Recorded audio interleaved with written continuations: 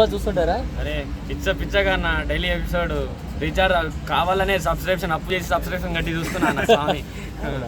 అయితే ఈ వీక్ లో ఎలిమినేట్ ఎవరు అనుకుంటారు? ఈ వీక్ లో అయితే ఓలా అనిపిస్తుంది అన్న లైఫ్ ఓలా.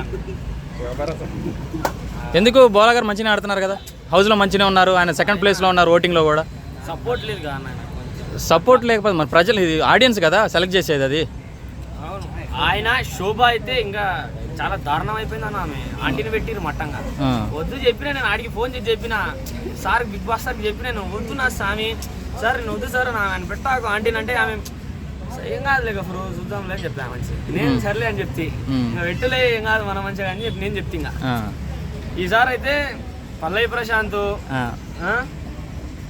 యావరు, శివాజీ అన్న వీళ్ళు ముగ్గురు ఖచ్చితంగా ఫైనల్స్కి వెళ్తారు అన్న. టాప్ 5లో వీళ్ళు ముగ్గురు ఉంటారు ఖచ్చితంగా. శోభ కూడా వచ్చింది అంటున్నా టాప్ 5కి. పొంగొచ్చింది శోభ, వెళ్ళిపోతుంది అన్న.